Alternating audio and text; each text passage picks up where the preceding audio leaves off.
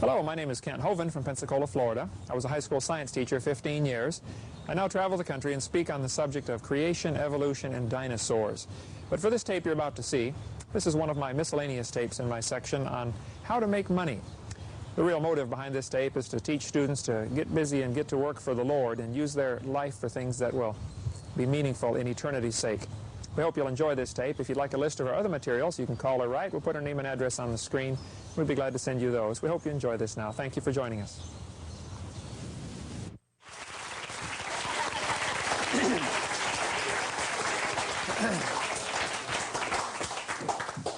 All right. Well, it is good to be here today. My name is Kent Hovind. I was a high school science teacher 15 years. And I now travel the country and speak on creation, evolution, and dinosaurs about 700 times a year. I do a lot of debates at universities. All my stuff is hands-on. You're welcome to play with all my dinosaurs. But today we're going to cover a little different subject. I need to warn you about a couple of them now. This one is my Blondosaurus. So be sure to talk to her kind of slow, if you would, okay? All right. And it's... Flip that on, would you please? It's great to have all you students here from Rocky Bayou Christian School. This is one of the first schools I spoke to. I guess it's been almost 5 years ago, brother. Great when I first got started doing this, first in full-time evangelism, and it's a joy to have you here. But today I want to cover a little bit different subject, not on creation evolution so much. We've got videotapes, and I've spoken at your school a couple of times on that subject. How many of you go to a church where I have been to your church to speak on creation, evolution, and dinosaurs? Okay, great. How many go to a church where I have not been there yet? Okay, how many do not understand the questions so far? All right. Either I have been or I haven't been. Great. Today I want to talk about a subject a teenager are always interested in. Teenagers love this subject. How to make money. How many of you would like to learn how to make money? All right. Well, if you will pay very close attention for the next few minutes, I can give you some advice that will make you a fortune. And when we get done telling you how to make money, I'm going to tell you how to spend money. You say, I already know how to do that. Well, I think you might be surprised on how to spend money. That's really as important, if not more important, than how to make money. If you want to make money, and I have been a school teacher 15 years, which means every summer I was unemployed. You teachers will know what I'm talking about. You got to scrounge around and find your own work. So how do you make money? How do you provide for your family? Basically, you're going to get paid according to what type of worker you are. If you're a good worker, you're going to make more money. So I'm going to give you, in order here, the 4 basic kinds of workers. And those that are intelligent will write this down because you'll say, this will help me in the future. Those that are not too bright will sit there with an open mouth and stare on their face, looking at a calf, looking at a new gate. So I'll leave this up to you. But there are 4 kinds of workers. What kind of worker you are will determine how much money you're going to make in this life. The first kind of worker, and I'll have all these on screen for you. The first kind of worker, and Proverbs is full of verses about this, is the kind of worker, he sees what needs to be done, and he does it. Nobody tells him what to do. He sees what needs done, and he does it. There are very few of these in the world. When you can find a number one worker, number one workers, they see what needs to be done, and they do it. If you can find one of those, hire them. I've had very few of those work for me in the course of time. I've hired I'm sure I've hired over 1,000 high school and college people to work for me since I've been doing construction work on the side, teaching school every year, and then over the summer, doing construction. I've hired hundreds and hundreds, and probably well over 1,000 high school and college students to work for me. I look for number one workers. They see what needs done, and they do it. There aren't many of those. I'll give you an example. Brother Don, are the cans still out there? Would you bring those to me, please? Every one of you got off the bus and walked in. I had some things planted just to see if we had any number one workers in the crowd. Out by the pole, there was a Coke can smashed flat. And then in the hallway, there was another Coke can smashed flat. And I thought, I bet all the students will walk right past them. Now, some of you might have seen them, but nobody picked them up, right? Thank you, brother. Inside each of these Coke cans was a $5 bill. A worker will see what needs done and do it. I have done this probably several hundred times, I have only one time ever lost my money. That was last week. First time ever I had a student pick up the Coke cans. When I was teaching school, I would always do this. Instead of picking up all the trash on the parking lot, I would go tape a $5 bill under a piece of trash with a little note. Thank you for caring about our school and the way it looks. You may have this $5 bill. Pretty soon the students learn, hey, look for trash on the parking lot. See, most people see what needs done, but they don't do it. Hey, somebody ought to pick that up. Yep, somebody should have picked that up, shouldn't they? You never know what's going to be in there. Example, number one workers would see something, they say, hey, that's not right, and they fix it automatically. Another thing we did before you all came in this room, we messed up every single songbook. None of the songbooks are in there straight. Ah, yeah. Now, when you sat down in your seat, there's no money in them. Not that I put in there. When you sat down in your seat, some of you didn't even notice. Hey, the songbook's not straight. If you noticed and you didn't straighten it, then you're not a number one worker. Number one workers, they see what needs done and they do it. If you can learn to do that, I'm telling you, you'll make a fortune. I'll give you an example. We had a kid at our college in Texas. We'll call him Jeff here for an example. Jeff came to me one day. He was one of my college students. I was teaching, and he said, Brother Hovind, I need a job. I said, now, Jeff, let me ask you a question. Do you need a job or do you need money? He said, well, I guess I really need money. I don't have to have the job, do I? I said, no, you really need money. You don't need a job. He said, okay, I need money. He said, but I thought I had to get a job to get money. I said, well, normally you do. I said, what have you tried, Jeff? He said, oh, man, I've applied to McDonald's and Hardee's and Kentucky Fried. And I said, well, Jeff, if they do hire you, they're going to pay you $4.50 or $5 an hour, and they're going to make a profit off of you, right? He said, well, yeah. I said, well, why don't you work for yourself? He said, I don't know how to do anything. I said, you're in college and don't know how to do anything? He said, well, I can play Pac-Man pretty good, but I said, well, nobody's going to pay you to play Pac-Man or change channels on the remote, you know. Boy, you're really good at that. I said, surely, Jeff, you know how to do something. He said, no, Brother Hovind, I don't have any talents at all. I can't work on cars. I can't build houses. I can't do much of anything. I said, well, Jeff, come on. Let me give you an example. Can you clean out gutters? Jeff, are you smart enough to put the ladder up against the house, climb up, clean the leaves out of the gutters, and throw them in a bag? Think you can handle that, Jeff? He said, yeah, I believe I can handle that. I said, all right. Why don't you today start Jeff's gutter cleaning service? You're going to have your own corporation. You're going to be the president and executive vice president and the whole thing. You are the company. I said, I will loan you my ladder for 3 days. After 3 days, you're going to have to rent it off of me if you still want to borrow it, because I do not like loaning out tools. I'll rent it to you for $10 a day, because I don't want to rent it to you, okay? But for 3 days, you can have it free. Here's what I want you to do, Jeff. Put my ladder on the roof of your car. Tie it down, please. Then get a roll of garbage bags and drive down to a neighborhood that has gutters on the houses. It's very important. If you're going to clean out gutters, they have to have a gutter to clean out, okay? Drive down, find the neighborhood that has gutters, and you can tell sometimes from the street the gutter needs cleaned out, especially if there's leaves hanging out of it or if there's little trees growing in it. Then you know it's been a while since it's been cleaned out. I said, go up and knock on the door and say, hello, sir, ma'am. My name is Jeff. I'm putting myself through college. I noticed your gutters need cleaned out. I will clean out your gutters for $10. Do not walk up to the door and say, hello, ma'am. My name's Jeff. I'm putting myself through college. Do you have any jobs you need done around here? They will not be able to think of any jobs that need done. But if you saw the job that needed done, and you suggested it to them, and you named a price, in one sentence, you got it all done. My name's Jeff. I noticed your gutters need cleaned out. I'll clean out your gutters for $10. I said, Jeff, I'm telling you, it'll work. 3 days later, Jeff did not come borrow my ladder. We were in a big church, about 2,000 people, so I didn't get to see him all the time. And I saw Jeff a few weeks later, and I said, hey, Jeff, how's it going? He said, oh, going great. I said, are you still looking for a job? He said, I don't have time to look for a job. I said, why not? He said, don't you remember I started my own company? I said, oh, yeah, that's right. How's it going? He said, Brother Hovind, you wouldn't believe it. He said, I am making $150 a day cleaning out gutters. I was visiting my parents' house one time up in Peoria, Illinois, in Groveland actually, outside of Peoria.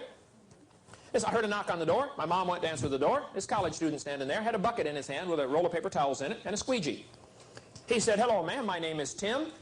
I'm putting myself through college. I noticed your windows need cleaned on the house. I will clean out your windows. I will clean off your windows. Don't clean them out. I'll wash your windows for $20, inside and out." My mom said, "You're hired." Just like that. Nobody likes to clean windows. Tim went over to the sink, filled up the bucket with water, put in a few drops of Shackley Basic H, and took the squeegee. He washed the windows, squeegeed them off, got about 90% of the water off with the squeegee, and then used the paper towels to do the corners and keep the squeegee clean. He probably only used 5 or 6 squares of paper towel on the whole house. Some of you could use a whole roll on one window, right? Well, he did a really good job. He was done in 45 minutes. My mom handed him $20 and he's walking across the front yard. I went out and met him. I said, "Tim, can I talk to you for a second?" He said, "Sure." I said, "Look, I hire lots of high school and college kids to work for me, and I try to teach them how to get self-motivated, how to make money on their own." I said, "Tell me, Tim, if I could be so bold as to ask, how long you been doing this and how much money do you make at it?" He said, "Oh, I've been doing it every summer, putting myself through college." He said, "I don't like to work during the school year. I just work in the summer, and I make about $5,000 in the summer cleaning windows. And then I can study it during the rest of the school year." Now, if you worked real hard at McDonald's all summer long, you might make $1,500. But he made $5,000 working for himself.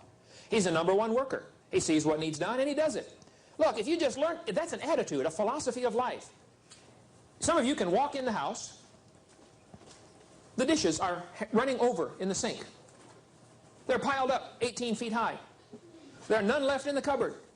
You don't even notice. The garbage is running over on the floor.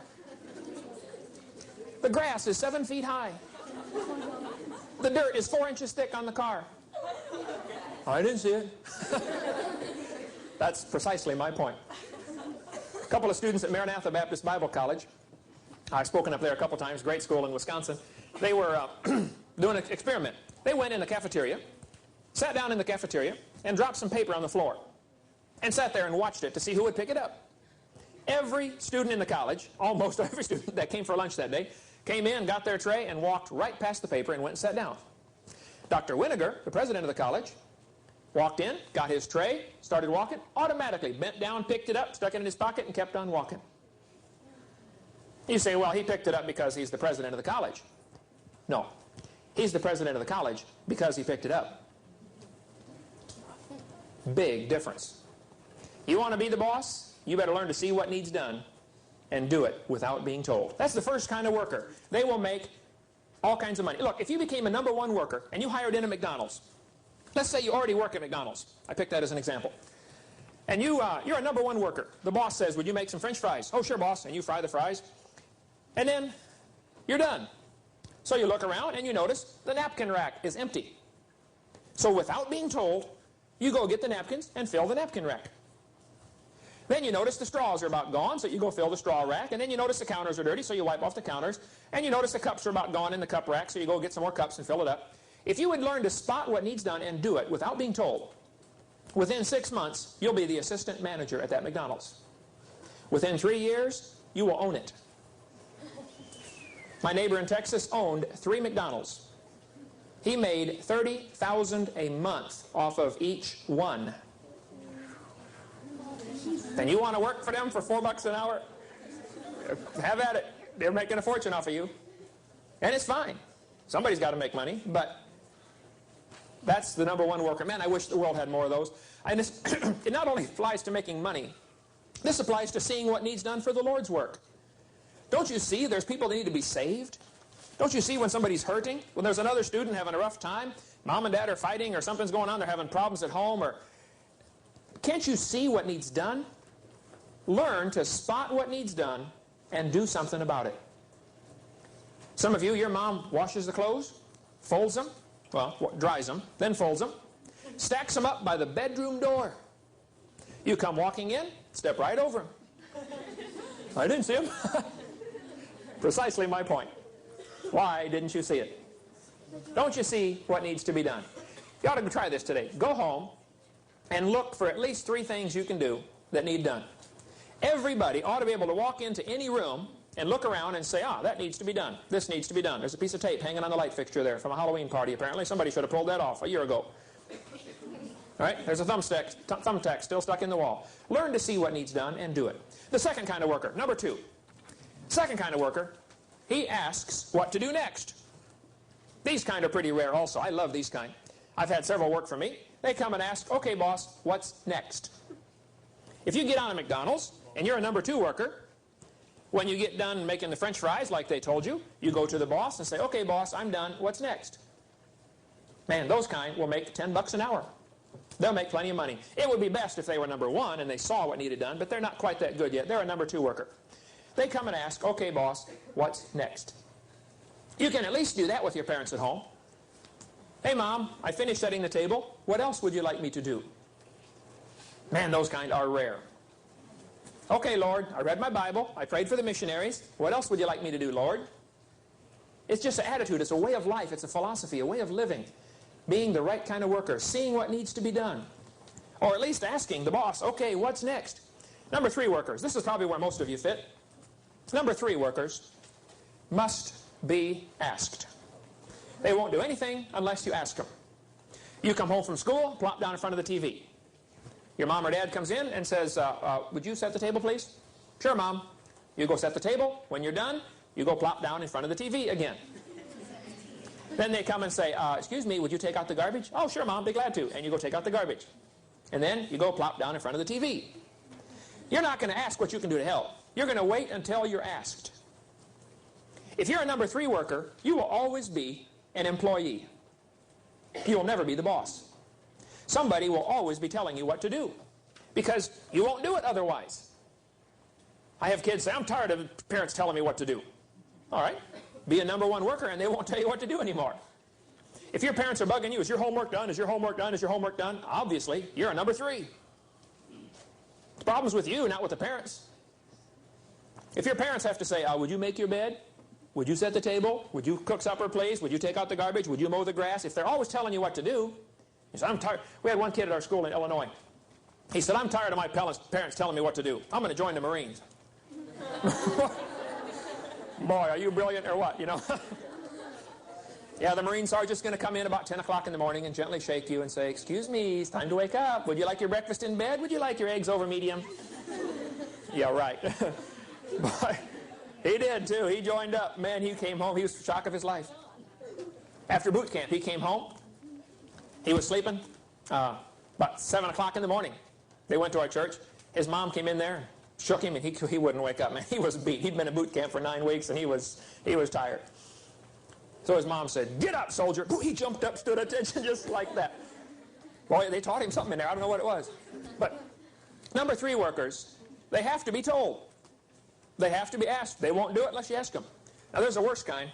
Number 4. You say, worse than a 3? Oh, yeah. This is where some folks are. Number 4 workers must be found in order to be asked. You can't even ask them to do the job because you got to find them first. Some of you are masters at this. You have learned. You know what time Dad comes home from work. You got it down to a science. Let's see. Dad comes home at 10 after 5. Here it is, 5 o'clock. If I'm here when Dad gets home, he's going to give me a list of jobs to do. So I better figure out some place to be besides here. You've learned, hey, I think I'm going down to Herman's to play basketball for a while, or I'm going to go do this. I'm going to be gone so they can't even ask me to do the work. You know, hey, it's almost supper time. Mom's going to be cooking, setting the table. I better go find someplace else to be. Let's see, supper's over. Dishes need done, table needs cleared off. I better go find someplace else to be. Number 4 workers never succeed at anything. I've seen them. They never do grow out of the number 4 stage. When I worked at General Motors in Pontiac, Michigan, while I was going to Bible college there, we had some number 4 workers. They hired into General Motors, and you never saw them again. There'd be one guy driving the forklift around, and 3 guys hanging on the back. And I'm thinking, their boss is looking for them. And that boss is thinking, now where did that guy go anyway? My brother's a tremendous teacher, just a whiz teacher up in Illinois, and he's taught 25 years now, I guess, in 5th and 6th grade. Gave me some great ideas for teaching tips. I collected for years teaching tip ideas, you know, how to handle certain problems. Teachers, this may help you. If you have a student, they say, teacher, can I go out to my locker during class time? Or can I go to the bathroom? Or can I go get a drink? Something they should have done during break time. They want to take your class time now to do it. You have learned, teachers, there are some students, you don't trust them to go out in the hallway during class time. They can spend an hour and a half going to sharpen their pencil. How many know what I'm talking about? You've seen one like that? Oh, yeah. Can I go get a drink? 3 days later, they come back. Where you been? Oh, it was a long way to the water fountain. Yeah, I had to go downtown to McDonald's to get the drink, you know. Right. You didn't say where I was going. You got to find them before you can ask them. Those kind are so frustrating. So my brother said, hey, Kent, why don't you do this? If a kid says, Mr. Hovind, can I go to the bathroom? Can I go get a drink? Can I go do this? And they should have done it during class time. Tell them, sure. But every second you're gone is 2 seconds after class you sit there in your chair. Double time. A simple idea. Takes them 30 seconds to go to their locker. They owe you a minute after school. Now the pressure's on them to hurry back. See, number 4 workers, the pressure's on the boss. Where did he go? Where did he go? Where did he go? Got to find that guy. Look, don't be a number 4 worker. If you learn to be a number 1 worker, I assure you, you'll make plenty of money. Last summer was my wife's and my 21st anniversary. We sat down and figured out how much money we have spent since we've been married. In 21 years, we have spent all of it. And then some. How many of you could figure about the same way? It'd be about the same with your family, right? Spent all of it, yeah. Didn't take us long to figure that out. Look, it's going to cost a fortune. And if you think you're going to make it working for $5 an hour flipping hamburgers, I'm ready to get married, I got me a good job, and I'm going to get married and a couple of kids. For $5 an hour, you are in for the shock of your life. Look, you take your hourly wage and you double it. That's times 2 for the 7th graders. And then you add 3 zeros. That's your yearly wage. If you're making $5 an hour, that's $10,000 a year. You say, $10,000 a year? That's a lot of money. Wait till you got a wife and kids. My son can eat 10,000 at one meal. We go to Arby's, we'll get 5 roast beef sandwiches. Okay, Dad, what are you going to get? I was going to have one of them, son. Look, it takes a lot of money to live these days. You better learn to be a number 1 worker. But if you could learn to apply that into the spiritual realm where you can see what needs done, don't you think there are some missionaries out there that are hurting that would love to get a letter from home? Why don't you walk down the hallway at your church and see the mission board and say, hey, I'm going to write a letter to this missionary and encourage him. Proverbs 25, as good news from a far country, so is cold water to a thirsty soul. I got it backwards there. Proverbs 25:25. Learn to see what needs done and do it. Now, let's suppose you got a bunch of money, okay? Here you are, you're loaded. Everybody's loaded, you got a bunch of money. You're a number 1 worker now. Man, you walk down the hallway, you pick up the paper, you notice the chairs are not straight. You can walk into the classroom and straighten up the table, straighten up the chairs. Chalkboard needs wiped off, you spot it and you do it. You come home, dishes need done, you do it. Garbage needs taken out, you do it. Don't say a word, don't ask for any glory, just do it. Grass needs mowed, do it. Pretty soon your mom's going to say, wow, what's happened to my kid? And they're going to start trusting you with more things. So my parents don't trust me. They can't. You're a lazy slob. That's the problem. Okay? If we all loaded up on the bus right now, and we went to your house and looked in your bedroom. Oh, yeah. Then we'd find out what kind of worker you really are. You say, can I go there 10 minutes ahead of time? No, no, no. I mean, right now.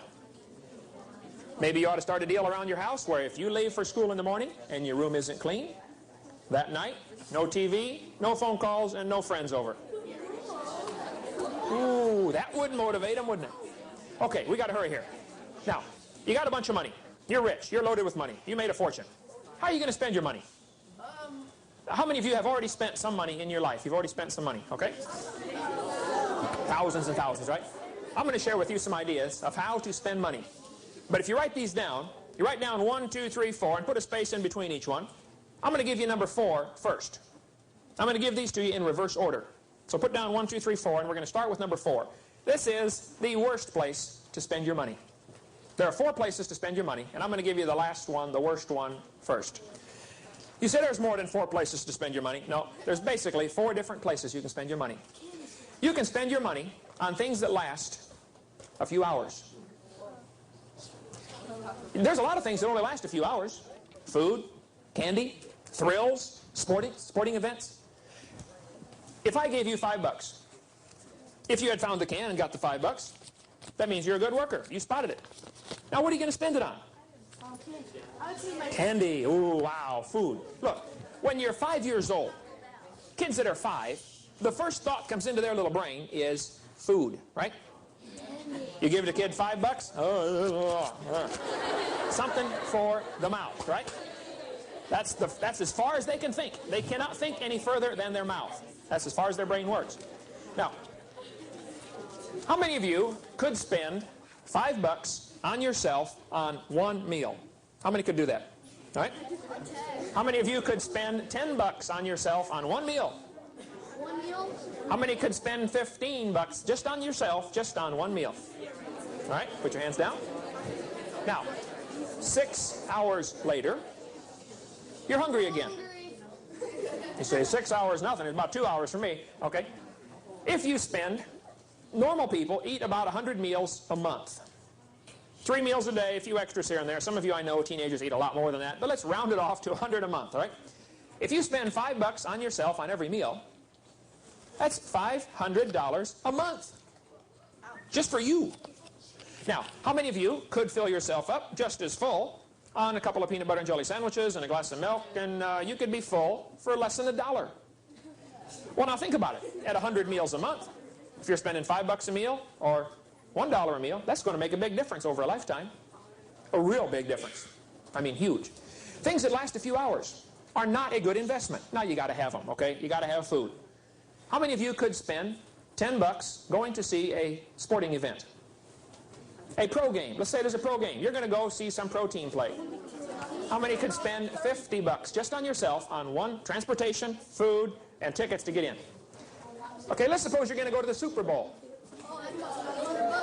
How many, transportation, motel, the whole thing, could spend more than $300 just on one person going to see the Super Bowl?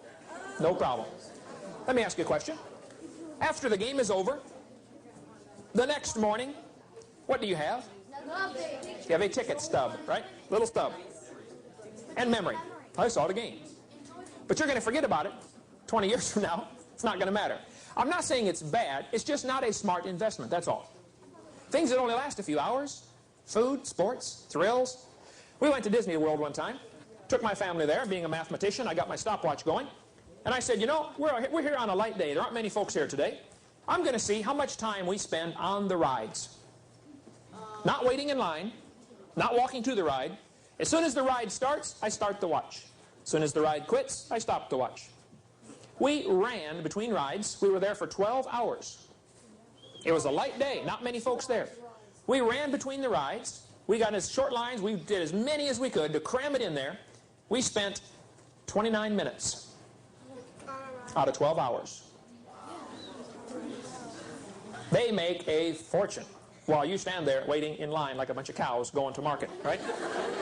Okay, everybody move up 2 steps. It's not wrong.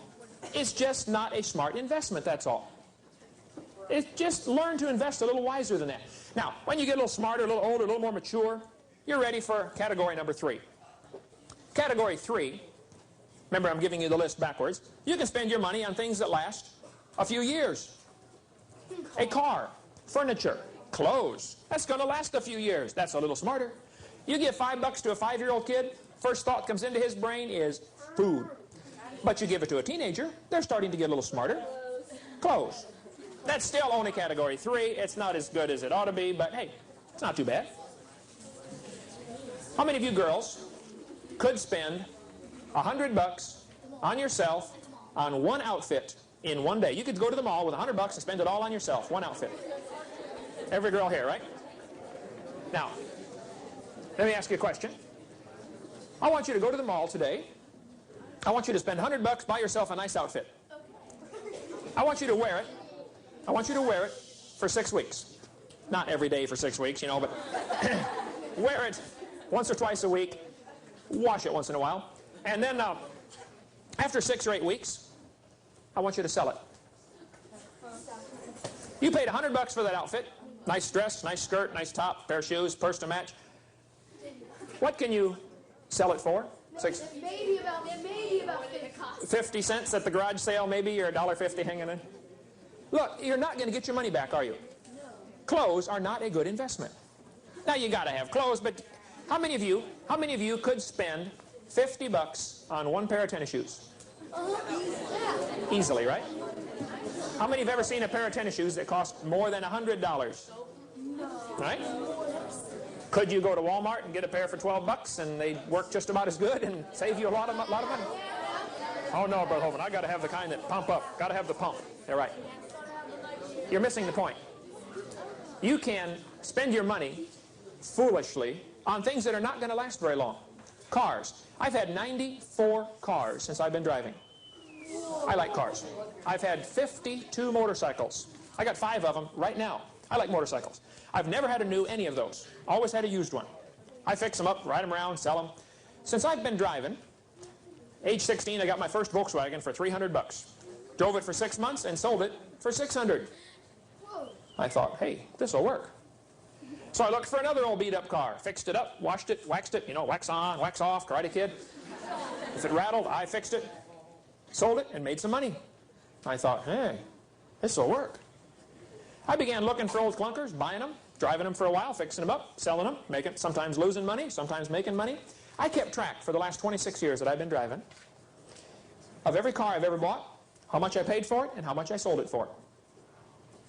My son, last year, and I figured out the profit or loss. Over 26 years, I have made $15,000.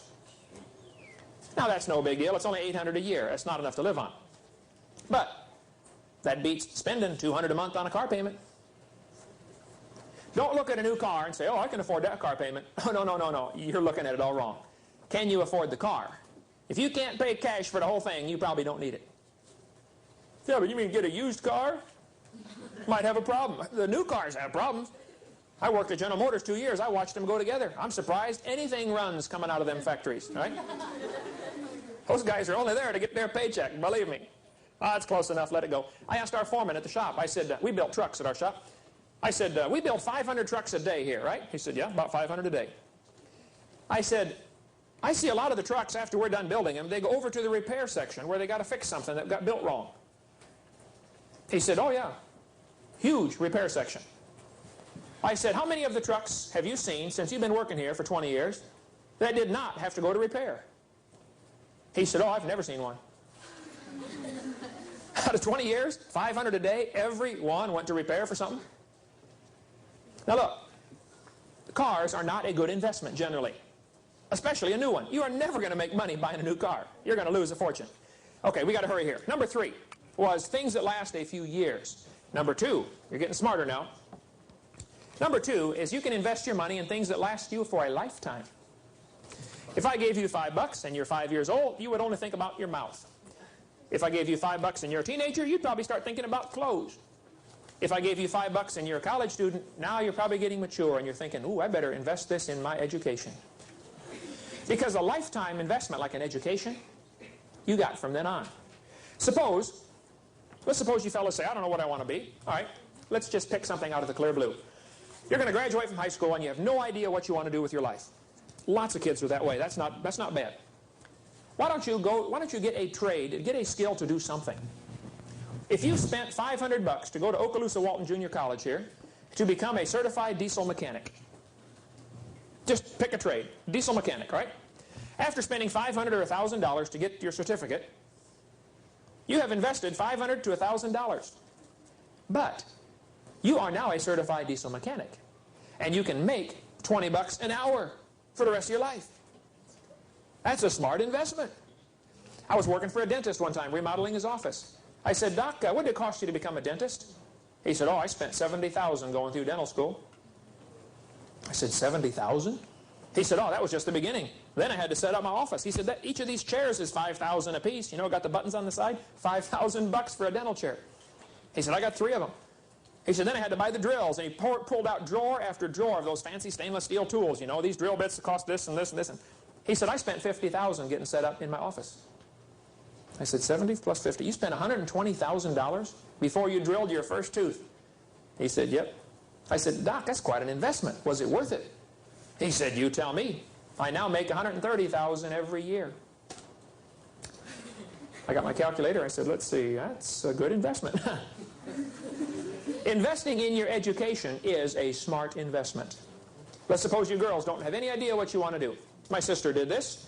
She didn't know what she wanted to do, so my dad and mom said, hey, why don't you get a trade? Why don't you become a beautician? She said, all right. Cost her about $800 to go to beauty school. She learned how to cut hair and curl it and perm it and all that stuff, you know, the 210, and the four basic hairdos, the 110, the 220, and the 440. You stick their finger in a light socket. If it's 110 volts, you get a poof. If it's 220, you get a poof. If it's 440, it's poof. You got to open both doors to let the 440s in. But she spent $800 learning how to do hair. Then she made, in her own house, cutting hair, many thousands of dollars every year. Working whenever she felt like working. Made a fortune. That was a smart investment. Investing in your education, folks, is a lifetime investment. And some kids don't figure it out until it's too late. Some of you are still investing in Coca-Cola. Today is Halloween. 5 years ago, on Halloween, 6 years ago, I sat my kids down at the table. I said, hey kids, how'd you like to make some money? He said, yeah, Dad. I said, I'll tell you what I'll do. It's Halloween night. If you will start right now, I will give you $100 a year from now if you don't drink any carbonated beverages for the next year. You can only have water, fruit juice, or milk. Any kind of fruit juice you want. Apple juice, orange juice, I don't care. Any kind of milk, unleaded, regular, or water. I'll give you $100. They said, wow, let's do it. They all went for a year. No, can you imagine no Coke for a year? Yes. Afterwards, I gave them $100. We sat down at the table. I laid $100 in front of them. I said, now, how'd you like to make some more next year? I'll make 120 next year if you go another year. Then I'll make it 140. Then 160. I'll add $20 every year that you go without drinking Coke. Now, if you drink Coke during the course of the year, I can't take it. I got to have one. Okay, you can have it, but it's $20 off. And you start over at 100. Today is Halloween. I only got one kid left doing it. He's running the camera right over there. Tonight he gets $200. Made it 6 years with no Coke. All right. Thank you. So, wave at him, can Andrew? Wave at the cameraman there. Hey, hi, buddy. Okay. Look, you can do it, folks. Suppose you had all the money back you've ever spent on Coke. How many of you could buy yourself a fairly nice car? If you had all the money back you've ever spent on Coke. Yeah, you'd have a fortune, right? Things that last a lifetime are smarter investment. Now, there's one more. And I want to share this with you before we go, because this is why I do what I do. You say, why do you travel around and talk about dinosaurs anyway? Because of what's coming up next. The best place to invest your time and your energy and your money is in things that last forever. You can spend money on things that last forever. Suppose I gave you $5. If you're 5 years old or if you're not very mature, the first thought is candy. If you're a little smarter, you're thinking clothes, furniture, stereo. A couple years. If you're a little smarter, you're thinking lifetime investment. Education, family, property, real estate. Ooh, lifetime investment. Now, if you're real smart, you'll think about things that last forever. If you gave $5 to a missionary, he goes across the ocean, wins 3 people to the Lord. How long is that going to last? Forever. Forever. And if you could learn to invest in forever, then a very special promise comes into play. The Bible has a neat verse. Matthew chapter 6, verse 33 says, seek ye first the kingdom of God and his righteousness, and all these things shall be added to you. If you invest everything you can in God's service, he supplies all these other things. I've had 9 cars given to me for $1 or less. Out of the 55 motorcycles I've had, I bet I've had 15 of them given to me. Now, you could work at McDonald's all summer long and save up your money and buy yourself a motorcycle. Or you can work for the Lord, and when the Lord wants you to have one, he'll give you one. That thing you're working so hard to save up for, that beautiful leather jacket, you got to save up money for that leather jacket. It's only $250. Hey, okay. Somebody's already got one hanging in their closet that they don't use anymore. And if you'd serve the Lord would provide for you. See, if you work for yourself, you get what you can provide for yourself. If you work for the Lord, you get what God can provide for you. And let me tell you right now, folks, God is richer than you are. Lots richer, okay?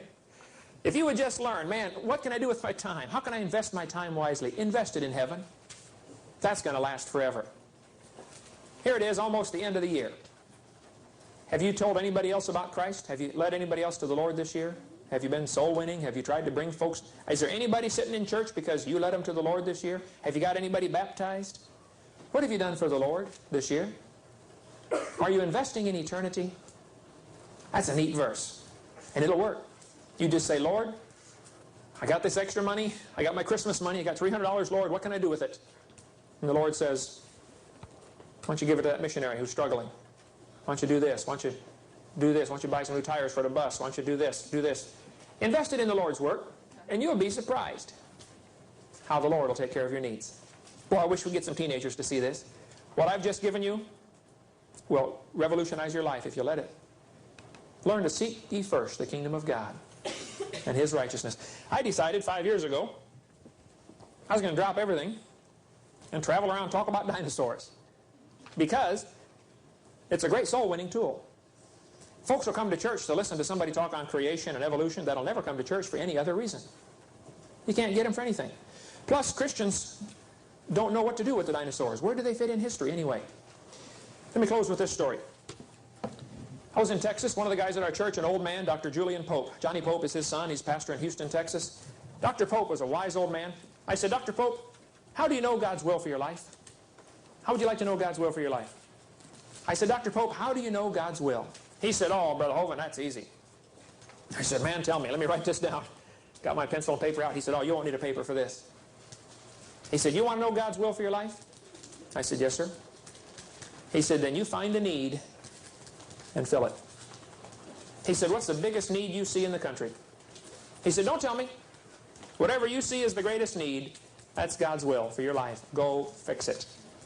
Look, if you showed up at a bus wreck, a bus just ran off the road, ran into a tree, it's laying over sideways, gas is running all over the place, the kids are inside screaming and yelling, and you're the first one there at the wreck. You stop your car, you get out of the car, and you look, and all the kids are screaming in there, help, help, help. Are you going to stand there until somebody else comes along and says, excuse me, would you go rescue that kid, please? Oh, sure. Don't you see what needs done? Until somebody shows up and takes charge of the situation, you can do something. Go get somebody out of the bus, right? Find something to do for the Lord. If you're busy serving the Lord, then He'll steer you off where He wants you to go.